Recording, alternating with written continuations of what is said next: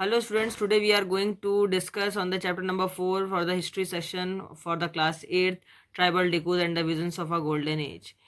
बच्चों इस चैप्टर में हम लोग ये डिस्कस करेंगे जो ट्राइबल पीपल जो जनजाति समाज के लोग होते हैं वो उन्होंने कैसे स्ट्रगल किया। उसमें मेनली जो है संथाल्स और ओरांव आते हैं। संथाल और ओरांव जो है ये बहुत ही ज़्यादा छोटा नागपुर का एरिया है जहाँ पर ये मुंडा जनजाति के लोग होते हैं और ये इन्होंने कैसे अपने यहाँ जो है ब्रिटिशर्स के खिलाफ कैसे रूलिंग जो है उसको डिस्ट्रॉय करने के लिए और रिवोल्यूशन किया, कैसे स्ट्रगल किया, इसके बारे में हम लोग पढ़ेंगे। अब हम लोग आते हैं सबसे पहले क्या हुआ कि मोस्ट ट्राइब्स जो होती हैं उनके अपने कस्टम और रिचुअल्स होते हैं, उनकी अपनी परंपराएं होती हैं जो कि ब्राह्मण समाज ने उनको अपने से अलग रख रखा है। उन्होंने कहा कि सोशल डिवीजन्स के आधार पर जो ट्राइबल एरियाज के लोग होते हैं वो नीचे माने जाते थे कास्ट सोसाइटी में, और उसको इन लोगों ने अलग रखा। ये जो ट्राइब्स थे, ये ट्राइब्स जो है अपनी कॉमन किनशिप वगैरह की टाइज रखते थे। कॉमन किनशिप की टाइज का मतलब ये होता है कि ये अपने इनके नियम कानून अलग चलते हैं और इनकी जो है इनहेरिटेड व्यवस्था भी अलग होती है। ये अपने अलग से ही कुछ मेनली आप समझ सकते हैं कि कहीं पर पितृसत्तात्मक परिवार इनके चलते हैं और कहीं पर मातृसत्तात्मक परिवार चलते हैं, मैटरनल फैमिली, और कहीं पर पैट्रियार्कल फैमिली चलती है। अब होता क्या है कि हम तो सबसे पहले ट्राइबल ग्रुप्स जो होते हैं वो लिव करते थे झूम कल्टिवेटर्स के रूप में, यानी कि बच्चों ये अपनी खेती करने के लिए एक जगह से दूसरी जगह जाया करते थे और हंटर और गैदरर्स के रूप में भी खेती किया करते थे और हंटर और गैदरर्स के रूप में अपनी लाइफ को बिताते थे। इनका मेनली फंक्शन होता था कि जैसे एक जगह पर खेती करी, खेती करने के बाद में वहाँ पर जो खेती हो गई उसको फसल को काट लिया, फिर वहाँ पर आग लगा दी। आग लगाने से ये जो है जो सॉइल की फर्टिलिटी है वो उसको छोड़ दिया करते थे कि लगभग कुछ दिनों के लिए। जब ये छोड़ दिया करते थे उस लैंड को तो वो फैलो लैंड कहलाता था। फैलो लैंड का मतलब है a field left uncultivated for a while so that the soil recovers fertility, यानी कि एक ऐसा खेत जिसको बिना बोए छोड़ दिया जाता था कुछ समय के लिए जिससे कि वो अपनी फर्टिलिटी को दोबारा गेन कर सके। इसे महुआ की खेती बहुत हुआ करती थी, साल के पेड़ों की खेती हुआ करती थी। तो एक जगह खेती करने के बाद में ये इस खेती को फसल काटने के बाद में हटा लिया करते थे और उस खेती के बाद उसमें आग लगा दिया करते थे खेत में, ताकि दोबारा से इसमें खेती की जा सके। अब आता है कुछ लोग ट्राइबल पीपल ऐसे थे जो हंटर और गैदरर्स के रूप में, यानी कि कहीं पर जैसे खून जनजाति के लोग थे, ये उड़ीसा के जंगलों में रहते थे। ये मेनली हंटर्स होते थे, मीट वगैरह के लिए जो है जानवरों की हंटिंग करते थे, वाइल्ड एनिमल्स की। साल और महुआ के सीड्स वगैरह उगाते थे, उनसे मेडिसिनल प्लांट्स वगैरह की खेती करते थे और उनको लोकल मार्केट्स में वहाँ पर बेचा करते थे। कुछ लोकल वीवर्स थे, लेदर वर्कर्स थे जो खोन जनजाति के लोग, वो लोग इनसे पलाश के फूल खरीद लिया करते थे। कुछ लोग कुसुम की खेती किया करते थे। अब होता है कि बच्चों ये जो जितने भी ट्राइबल पीपल्स होते थे ये मेनली फॉरेस्ट एरियाज में रहते थे और फॉरेस्ट के प्रोड्यूस जो फॉरेस्ट एरिया में जो एग्रीकल्चर होता है वहाँ से गुड्स जो सामान मिलता है फॉरेस्ट में, जैसे हनी वगैरह मिलता है फॉरेस्ट से, इसको मेनली इस्तेमाल करते थे और इसी से अपना जीवन यापन करते थे। लेकिन होता क्या है कि अंग्रेज़ों के आने के बाद में अंग्रेज़ों ने इनकी जो समाज पर बहुत ज़्यादा अंकुश लगाए, बहुत ज़्यादा जो है इनकी प्रॉपर्टी और इनकी रूल्स वगैरह को इनहिबिट करने की, राइट्स वगैरह को इनहिबिट करने की कोशिश की। इसलिए इन्होंने क्या किया कि जब इनमें कुछ जो ऐसे होते थे जो कि ऑड जॉब्स करते थे गाँव में, जैसे कि लोड्स वगैरह कैरी करना, रोड वगैरह बनाना, बहुत सारे किसान जो है वो खेतों में काम करते थे, वो ट्राइबल पीपल्स हुआ करते थे। और जब फॉरेस्ट की जो सामान था वो कम होने लगा, फॉरेस्ट जब कटने लग गए, तो ट्राइबल पीपल्स के लिए बहुत ज़्यादा दिक्कत हो गई कि वो लोग अपने काम की तलाश में वो लोग जो है डिफरेंट सिटीज़ में जाने लग गए, वहाँ पर एम्प्लॉय की तलाश में। इसमें बेगा की जनजाति हुआ करती थी जो जिसके लोगों को ज़बरदस्ती काम करना पड़ता था दूसरों के खेतों में, क्योंकि ये लोग बेगा समाज के लोग ये मानते थे कि अगर ये दूसरों के मतलब जंगलों में जा करके खेती करते थे या मान लो दूसरों के खेतों में खेती करते थे तो वो उनको अपनी ये माना जाता है कि इनकी जो रिस्पेक्ट है, जो डिग्निटी है वो कम पड़ जाएगी। ये बेगा लोगों का मानना था, इनको लेबर बनना पसंद नहीं था। अब दूसरी बात है कि कभी कभी इनकी मजबूरी हो करती थी ट्राइबल लोगों की, क्योंकि गरीबी के कारण ये लोग जब जंगलों में कमी पड़ गई दूसरे सामानों की तो ये अपने ट्राइबल एरियाज़ को छोड़ करके बाहर निकले जहाँ पर वो गुड्स को बाय खरीदना और सेलिंग करने का काम करते थे। तो उन गुड्स को सेल करने के लिए और बाय करने के लिए डिफरेंट ट्रेडर्स पर, व्यापारियों पर डिपेंड हो गए, मनी लेंडर्स पर डिपेंड हो गए। ये ट्रेडर्स क्या करते थे कि इनके सामान को खरीदते थे कम रेट पर, लेकिन जो है बेचते थे वो हाई प्राइसेस पे। और जब ये बेचारे अपने सामान को और ख़रीदने के लिए या कुछ सामान की ज़रूरत पड़ती थी तो उसके लिए ये लोग साहूकारों से लोन वगैरह लेते थे। तो लोन लेने से क्या होता था कि जब ये इनकी फसल वगैरह पकती थी और उसको बेच करके ये अपनी फसल से लगान चुकाया करते थे, तो जो मनी लेंडर्स थे, सौदागर लोग थे, जिनसे ये इन्होंने साहूकार लोगों से जो पैसा लिया करते थे, वो ज़्यादा इंटरेस्ट लेते थे वो लोग। इस इंटरेस्ट से जो इनका कर्जा कभी भी नहीं उतर पाता था और ये गरीब के गरीब ही बने रहते थे। कुछ जो है ट्राइबल पीपल्स के लोग जो है वो हर्डर्स थे। हर्डर्स का मतलब है वो पशु पालते थे। जैसे कि आपने देखा होगा पंजाब में ये जो गुज्जर नाम के लोग होते हैं, ये गुज्जर वंश, पंजाब के हिल्स में गुज्जर लोग पाए जाते हैं, या आंध्र प्रदेश में लवादीज होते हैं। ये झुंड के झुंड रूप में जो है बड़े बड़े झुंड में बकरियां पालते हैं, भेड़ों को पालते हैं। और बकरवाल होते हैं कश्मीर के, ये बकरों को पालने का काम करते हैं, शेपर्ड्स होते हैं। तो मेनली ट्राइबल पीपल जो हर्डिंग और रियरिंग करते थे एनिमल्स की, जो झुंड के रूप में जानवरों को पालते थे, वो पास्चुरलिस्ट कहते थे। यानी कि ये अपने जानवरों का झुंड एक जगह से लेकर के दूसरी जगह तक घुमा करते थे। अब होता क्या है कि बहुत सारे लोग जो है 19वीं सेंचुरी के अंत तक आते आते ऐसा भी हो गया था कि बहुत सारे लोग ट्राइबल पीपल्स में अब उन्होंने घूमना बंद कर दिया था। वो लोग परमानेंट सेटलमेंट करने लगे थे। परमानेंट सेटलमेंट में इन्होंने ये किया कि ये एक प्लेस से दूसरे प्लेस पर ना जा करके, इसमें एक मुंडा जनजाति थी छोटा नागपुर की, इन्होंने गांव एक जो था वो पूरा अपना कब्जे में ले लिया था और पूरे गांव में अपना परमानेंट सेटलमेंट कर दिया था।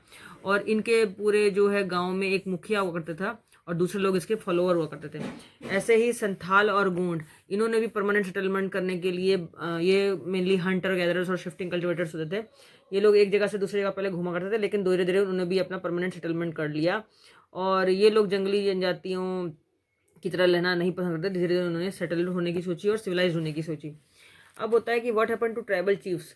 एक्चुअली क्या होता था, ये जो लोग एक दूसरे से एक जगह परमानेंट सेटलमेंट करके नहीं रहते थे, और वो हंटर और गैदरर्स के रूप में, या फिर जो है झूम कल्टिवेटर्स जो एक who moves from one place to another place from for the search of employments and for the search of settlement, food gatherings. तो उनके लिए जो है ब्रिटिशर्स के लिए बहुत दिक्कत हो जाती थी, क्योंकि वो लोग एक जगह रहने वाले लोगों से तो मतलब कह सकते हैं आप लोग टैक्स और रेवेन्यू ले सकते थे, लेकिन जो लोग एक जगह परमानेंट सेटलमेंट करके रहते ही नहीं थे और उनका घर ही नहीं था पक्का और अपना घर जो है परमानेंट नहीं था, तो उससे क्या होता था कि ब्रिटिशर्स को इनके लिए रूलिंग बनाने में बहुत दिक्कत होती थी। और इसके लिए जो ब्रिटिशर्स सोचते थे कि इनकी एडमिनिस्ट्रेटिव पावर वगैरह, रूलिंग वगैरह के लिए, ताकि लॉ फॉलो ना हो सकते थे, और लॉ फॉलो नहीं करा पाते थे ब्रिटिशर्स के लोग। ब्रिटिशर्स ऑफिसर्स इसके लिए बहुत परेशान थे कि जो लोग घूमते रहते हैं और जो लोग हंटर्स और गैदरर्स के रूप में होते हैं, इनके लिए रूल वगैरह कैसे लगाया जाए और किस तरीके से इनसे जो है रेवेन्यू कलेक्ट किया जाए। तो शिफ्टिंग कल्टिवेटर्स के साथ क्या होता है कि जो ब्रिटिशर्स जो थे वो जब बहुत अनकंफर्टेबल हो गए इन ग्रुप से, क्योंकि ये लोग एक स्थान से दूसरे स्थान पर घूमते रहते थे और इनका कोई फिक्स्ड होम नहीं होता था। तो वो ये चाहते थे कि जो ट्राइबल पीपल्स होते हैं इनको पहले सेटल डाउन किया जाए। सेटल डाउन करने के लिए उन्होंने क्या किया कि बहुत सारे पीजेंट्स को, फार्मर्स को, जो कि घूमते रहते थे एक दूसरे की, ट्राइबल पीपल्स, इनके ऊपर पूरा कंट्रोल करने के लिए और इनको एडमिनिस्टर करने के लिए इन्होंने क्या किया कि इनको कई सारे फॉरेस्ट एरिया में लैंड दे दिए कि आप जाके जाइए फॉरेस्ट एरिया में, फॉरेस्ट एरिया को काट दीजिए, डिफॉरेस्टेशन कर दीजिए और वहाँ पर लैंड सेटलमेंट कीजिए। उन्होंने किया भी, और उसके बाद में इनका रेवेन्यू वहाँ से फिक्स किया कि आप इस पर्टिकुलर एरिया में रह के खेती कर सकते हैं और रेवेन्यू वगैरह जो आप यहाँ से निकालेंगे वो स्टेट को देंगे। और इस तरीके से जो कुछ पीजेंट्स जो थे वो अपने जो रेवेन्यू देते वो लैंड ओनर्स को, जमींदारों को दिया करते थे, और वो वहाँ पर उन लैंड ओनर्स के खेतों में जो है वो एज अ टेनेंट, किराएदारों की तरह किराए पर खेती किया करते थे। और किराए पर खेती करने वाले जो देते थे वो साल भर तो खेती करते थे, उसके बाद में उसमें जो फसल उगती थी उसमें से आधा जो है लैंड ओनर को देते थे, उसके आधे से ज़्यादा फसल का जो हिस्सा था वो लैंड ओनर्स को उसके हिस्से के रूप में दिया करते थे और रेवेन्यू के रूप में दे दिया करते थे। बाकी जो है थोड़ा बहुत इनके पास रह जाया करता था। तो इससे जो है झूम कल्टिवेटर्स वगैरह जो है ये ब्रिटिशर्स का जो एफर्ट था झूम कल्टिवेटर्स को सेटल करने के लिए वो बहुत ज़्यादा सक्सेसफुल नहीं हुआ, क्योंकि जो प्लो कल्टिवेशन था सेटल वाला वो इन एरियाज में इजी नहीं था, क्योंकि पानी की कमी थी, सॉइल जो थी बहुत ही सूखी थी। तो झूम कल्टिवेटर्स को अपनी खेती करने के लिए एक ही जगह पर रहना बेकार लगा, क्योंकि इनके पास यील्डिंग नहीं हो पाती, मतलब ज़्यादा खेती में इन्हें फ़ायदा नहीं होता था। तो झूम कल्टिवेटर्स ने सोचा कि हम नॉर्थ ईस्ट एशिया की, इंडिया की तरफ शिफ्ट होंगे और वहाँ पर ट्रेडिशनल प्रैक्टिस करनी उन्होंने शुरू की। अब होता यह है कि जो वाइड स्प्रेड प्रोटेस्ट, अब धीरे धीरे जब इन्होंने नॉर्थ इंडिया की तरफ रुख किया ट्राइबल पीपल्स ने, तो धीरे धीरे ब्रिटिशर्स ने इनका विरोध किया, तो ब्रिटिशर्स का विरोध उन्होंने भी किया और ब्रिटिशर्स ने इनके ऊपर इनके जो बहुत सारे राइट्स को दबाने के लिए, शिफ्टिंग कल्टिवेटर्स को कि दूसरे जगह जंगलों को छोड़ के ना जाएं, तो इसके लिए उन्होंने बहुत सारे रूल रेगुलेशन बनाए जबरदस्ती इनको जंगलों में रखने के लिए। लेकिन वहाँ पर इनको फ़ायदा नहीं होता था, तो इससे वजह से ट्राइबल पीपल्स ने भी बहुत सारे रिवोल्यूशंस किए हैं, जिसमें बिरसा मुंडा के द्वारा की गई क्रांति बहुत फेमस है। फॉरेस्ट लॉज और इम्पैक्ट, फॉरेस्ट जो लोगों के, ये जो ट्राइबल ग्रुप्स के लोगों की लाइफ थी, ये बहुत ही ज़्यादा कनेक्टेड थी फॉरेस्ट से। और जब फॉरेस्ट लॉ के आने से क्या हुआ कि इनकी ट्राइबल लाइफ में बहुत ज़्यादा चेंज हुआ, इनकी ट्राइबल लाइफ से बहुत ज़्यादा इफेक्ट पड़ा। ब्रिटिशर्स ने क्या किया, जो सारे के सारे फॉरेस्ट एरियाज़ के जो फॉरेस्ट एरियाज़ के ऊपर पूरा कंट्रोल कर लिया, और उसने ब्रिटिशर्स ने ये कहा कि फॉरेस्ट जो है वो अब स्टेट की प्रॉपर्टी है। स्टेट की प्रॉपर्टी का मतलब ये कि जो फॉरेस्ट है उनको रिजर्व फॉरेस्ट के रूप में क्लासीफाई उन्होंने किया, और उन्होंने कहा कि रिजर्व फॉरेस्ट सिर्फ ये है जिसमें केवल टिम्बर को उगाया जा सकता है, टीक की लकड़ी है या फिर टिम्बर वुड को उगाई जाएगी, जिससे कि खाली अंग्रेजी ले जाएंगे और कोई ले जा नहीं सकता था। तो फॉरेस्ट में किसी भी प्रकार के अन्य लोगों को घुसने की, झूम कल्टीवेशन को प्रैक्टिस करने की आज़ादी नहीं थी, फ्रूट्स को कलेक्ट करने की आज़ादी नहीं थी, एनिमल्स को मारने की आज़ादी नहीं थी। तो झूम कल्टीवेटर्स के लिए सर्वाइव करना बहुत मुश्किल हो गया ऐसी सिचुएशन में, क्योंकि उनको हर काम से रोक दिया गया। तो अब वो अपनी वर्क और लाइवलीहुड को कैसे कमाते हैं, इसके लिए ब्रिटिशर्स ने जो है ट्राइबल पीपल्स को रोका कि फॉरेस्ट के अंदर आप नहीं जाएंगे, तो इससे ट्राइबल पीपल्स को बहुत ज़्यादा समस्या हो गई। तो और फॉरेस्ट डिपार्टमेंट ने ये भी कहा कि उन्होंने लेबर एक्ट बनाया, फॉरेस्ट एक्ट बना दिया कि आप पेड़ों को नहीं काट सकते, और पेड़ों को जो काटेंगे वो टिम्बर वुड कटेगी, जो कि खाली रेलवे के स्लीपर बना करेंगे। कॉलोनियल ऑफिसर जो थे इस सोल्यूशन के लिए सामने आए, और उन्होंने ये डिसाइड किया कि जो झूम कल्टीवेटर्स हैं उनको उन्होंने कहा कि हम फॉरेस्ट में ही आपको अलग से स्मॉल पैचेस ऑफ लैंड देंगे और उसमें आपको खेती करने के लिए परमिशन देंगे, जिससे कि लेबर भी प्रोवाइड होगी फॉरेस्ट एरियाज में, और डिपार्टमेंट जो है उनको देख भी सकेगा कि फॉरेस्ट में वो किस तरीके से काम करते हैं। हालांकि फॉरेस्ट डिपार्टमेंट जो था वो फॉरेस्ट के विलेजेस में इन लोगों को जो है चीप लेबर के रूप में रेगुलर सप्लाई कर सका। यानी कि रेगुलर सप्लाई का मतलब वो बच्चों की चीप लेबर, यानी कि इनके वेजेस बहुत सस्ते हुआ करते थे, और उसके बदले में जो इनको खाने को मिलता था वो बहुत ही कम अमाउंट था, जो इनके लिए सरप्लस नहीं था, जो इनके लिए इनफ नहीं था। अब होता क्या है कि बहुत सारे ट्राइबल पीपल जो थे, इन्होंने फॉरेस्ट लॉ के अगेंस्ट बात करनी शुरू कर दी। उन्होंने कहा कि फॉरेस्ट लॉ जो है वो हमारे हित में नहीं है, इसलिए इन लोगों ने ब्रिटिशर्स रूलर्स के बनाए हुए जो न्यू रूल्स थे उनका डिसओबे करना शुरू किया, उनकी मानहानि करनी शुरू की, उनकी आज्ञा मानने से इनकार कर दिया, और इन्होंने अपनी प्रैक्टिस को जबरदस्ती किया, जबरदस्ती झूम कल्टीवेशन किया, जिससे कि ब्रिटिश ऑफिसर्स इनसे नाराज हो गए और इन्होंने इनकी प्रैक्टिस को इलीगल सिद्ध कर दिया। इलीगल सिद्ध करने के बाद में क्या हुआ कि एक रेबेलियन स्टार्ट हुआ, विद्रोह स्टार्ट हो गया, और ये विद्रोह जो है हमारे सामने 1906 में असम में सबसे पहले स्टार्ट हुआ। सोनग्राम संगमा का एक बड़ी क्रांति सामने आती है। ऐसे ही 1930 में फॉरेस्ट सत्याग्रह का सबसे बड़ा अनुमोदन जो है आपको पता है सेंट्रल प्रोविंसेस में महात्मा गांधी के थ्रू हुआ था। अब आता है कि प्रॉब्लम्स विथ ट्रेडर्स। यहाँ पर हुआ ये कि 19वीं सेंचुरी के अंत तक जितने भी ट्रेडर्स थे, tribal people found that traders and money landers were coming into the forest more often. मतलब ट्राइबल पीपल्स को ये पता लगता है कि बहुत सारे व्यापारी और मनी लैंडर्स जो होते हैं, साहूकार लोग, वो फॉरेस्ट एरिया में आते हैं, जिससे कि वो फॉरेस्ट की चीज़ों को खरीदते थे, उनको लोन्स प्रोवाइड कराया करते थे, और उनको वेजेस वगैरह भी देते थे, यानी कि उनको मजदूरी भी दिया करते थे। तो होता क्या है कि 18वीं सेंचुरी के अंत में जैसे इंडियन सिल्क जो होती है उसकी डिमांड बहुत ज़्यादा थी यूरोपियन मार्केट में, और अच्छी क्वालिटी का सिल्क पाने के लिए जो है इंडिया बहुत तेजी से आगे बढ़ रहा था और उसकी मार्केट बहुत एक्सपैंड हुई थी। ईस्ट इंडिया कंपनी ने सोचा कि सिल्क के प्रोडक्शन को इनकरेज करने के लिए इन्होंने हजारीबाग नाम की एक जगह है झारखंड में, वहां पर संथाल लोग मेनली जो है वो सिल्क के कोकून को रियर करते थे, पालते थे, और यहाँ पर बहुत सारे संथाल के लोग जो थे वो इस सिल्क के पालन में, सिल्क के कोकून के पालन में लगे हुए थे। तो सिल्क के कोकून के पालन के लिए बहुत सारे लोन भी दिए जाते थे यहाँ के संथाल लोगों को, और उनसे कोकून क्लियर करता है। लेकिन यहाँ पर यह देखा गया कि 3 से 4 रुपए में बच्चों ये लगभग 1000 कोकून ब्रिटिशर्स इनसे लिया करते थे, और उसके बदले में वो ट्रेडर्स उनको बड़े हाई रेट में बाहर के गाँव में, बाहर के देशों में और कंट्री से बाहर जाके इन सिल्क ग्रोवर्स को बेचा करते थे, और वो लगभग 5 रुपए, मतलब 3 से 4 रुपए में लेते थे और 5 रुपए 6 रुपए में या 10 रुपए तक में बेचा करते थे। इससे इन लोगों को बहुत नुकसान हो रहा था। तो ट्राइबल ग्रुप्स ने ये सोचा कि ये हमारे शत्रु हैं जो हमारे फायदे के बारे में नहीं सोचते, बल्कि खाली ये हमारा यूज कर रहे हैं। अब ट्राइबल पीपल्स को इसके लिए गुस्सा आता है और वो लोग जो है अपने अपने घरों को वहाँ फॉरेस्ट एरिया से छोड़ करके बाहरी क्या कहते हैं सिटीज़ की तरफ भागते हैं, जिससे कि उन्हें 19वीं सेंचुरी में जैसे टी प्लांटेशन हुआ, बहुत लोग चाय की खेती में लगा लिए गए, बहुत सारे लोगों ने इंडस्ट्रीज़ में वर्क करना शुरू कर दिया।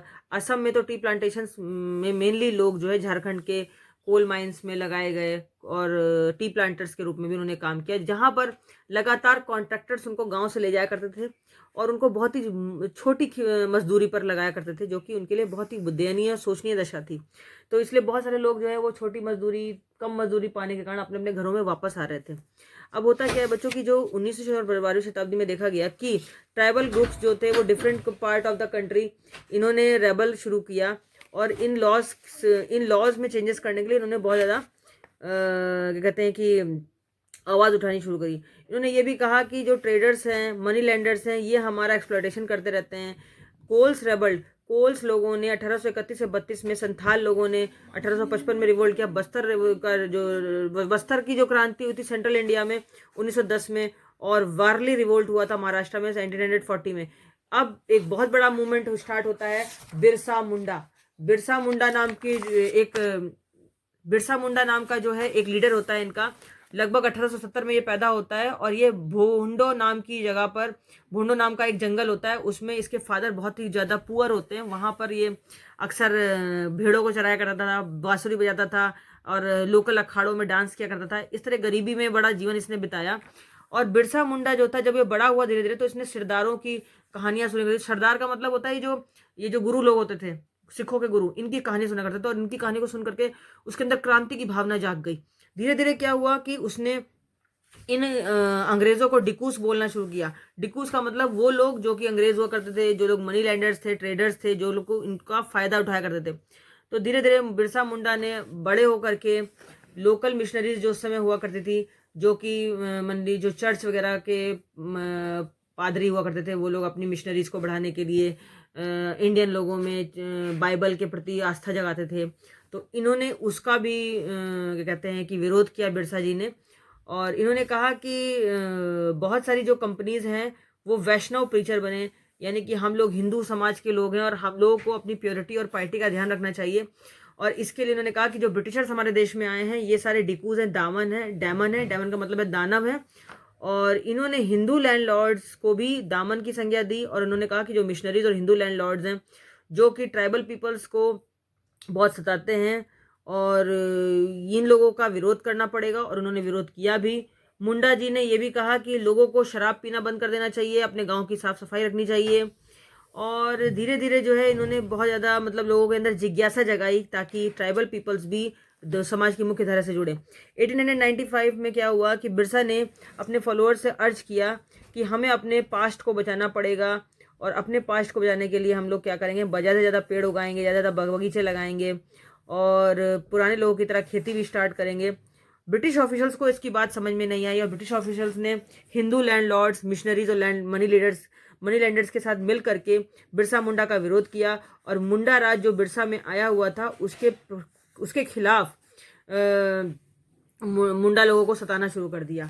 इसमें लैंडर्स जो थे, लैंड पॉलिसीज जो थी ब्रिटिशर्स की, इन्होंने क्या किया कि British were destroying there traditional land system. मतलब इन्होंने जो उनका झूम कल्टीवेशन का जो इनका पारंपरिक खेती का तरीका था बिरसा लोगों का, उसको नष्ट किया, उनके लैंड वगैरह को जला दिया। हिंदू लैंड लॉर्ड्स और मनी लैंडर्स ने जगह जगह बात की कि ये लोग जो कर रहे हैं वो ट्रेडिशनल कल्चर ये सब गलत है, इनका विरोध किया। अब लास्ट में क्या होता है कि बिरसा का बहुत विरोध होता है और बिरसा 1895 में अरेस्ट कर दिया जाता है और उसको दंगे फैलाने के आरोप में जेल कर दिया जाता है 2 साल के लिए। फिर बिरसा 1897 में जब वापस आता है तो फिर से दोबारा वो अपना जो कि गांव के लोगों ने, जो हायर मनी लैंडर्स लोग थे, जो उनसे बदला लेने के लिए ये क्या करता है कि ये अपना एक सिंबल बनाता है, एक अपनी लैंग्वेज अलग बनाता है, लोगों के अंदर एक भावना जगाता है कि जितने भी ये डिकूज लोग हैं, जितने भी यूरोपियंस हैं और जितने भी डिकोज लोग हैं, यानी कि मनी लैंडर्स हैं, हिंदू लैंडलॉर्ड्स हैं, सब रावण हैं और इनको मारना बहुत ज़रूरी है। अब बिरसा क्या करता है कि बिरसा ने डिकू का सिंबल लिया यूरोपियन पावर्स के प्रति। उसने पुलिस स्टेशन पे जाकर के कई सारे ग्रुप्स के लोगों के साथ मिलकर के अटैक कर दिया, पूरी पुलिस स्टेशन और चर्चेस को घेर लिया। जो मनी लैंडर्स थे, जिनकी प्रॉपर्टी अपनी थी, उनके ऊपर रेड कर दी, छापे मारे, जमींदारों के कागज जब्त कर लिए और जहां जहां पर भी इन्होंने पूरी पूरी पुलिस चौकियां जला दी और पूरे जो है वहाँ मनी लैंडर जमींदारों के भाई खाते जला दिए, तिजोरी जला दी, सबका सामान लूटपाट कर लिया। और जहाँ जहाँ पर भी लूटपाट करते थे बिरसा, वहाँ पर वो व्हाइट फ्लैग का सिंबल लगाते थे कि हाँ अब शांति की व्यवस्था कायम हो गई है और बिरसा राज आ गया है। तो 1900 में बिरसा जी जो है वो कॉलरा से मर जाते हैं, उनको कॉलरा हो जाता है और उनका मूवमेंट ये फेड आउट हो जाता है, खत्म हो जाता है। अब इस मूवमेंट का लेकिन जो फर्क था वो लगभग 2 साल तक लगातार रहता है। और इन्होंने जो लोग कॉलोनियल रूलिंग करते थे, जो इनके लिए गवर्नमेंट जबरदस्ती इनको लॉ रूल रेगुलेशन मनवाने के लिए जो फोर्स करती थी, उसका इन्होंने विरोध किया। और डिकूस का क्या कहते हैं, डिकूस का मतलब होता है कि जो हिंदू लैंडलॉर्ड थे, जमींदार लोग थे, उनके द्वारा इनकी ट्राइबल पीपल्स को दोबारा से इनकी जो लैंड एरिया था उसको जब्त करना बहुत मुश्किल हो गया। दूसरी बात ये कि हम ये भी देखते हैं कि ट्राइबल पीपल्स के अंदर एक कैपेसिटी थी। किस चीज़ की कैपेसिटी थी? कि ये लोग अन्याय के प्रति अपनी आवाज़ उठाते थे और उस आवाज़ को उठाने के लिए क्या करते थे, ये लोग कॉलोनियल रूलिंग के खिलाफ भी थे, उनके अंदर बहुत गुस्सा था, ब्रिटिशर्स के खिलाफ भी और जो जमींदारों के खिलाफ भी। और इसके लिए इन्होंने अपने इस सिंबल का, जो स्ट्रगल का सिंबल बनाया था, वो व्हाइट फ्लैग बनाया था। और जगह जगह पर एक क्रांति किया करते थे, जगह जगह पर एक छापेमारी करना, जमींदारों की बही खाते जला दिया करना, पुलिस स्टेशन को लूट लिया करना, पुलिस स्टेशनों पे धावा बोल देना और उनको जला दिया करना, ये सब इनके प्रमुख कार्य होते थे। तो बच्चों इसी के साथ ये लेसन फिनिश हो जाता है। और I hope that you will well understand with this lesson. Please just like and share my videos, and in my next video I say to you goodbye.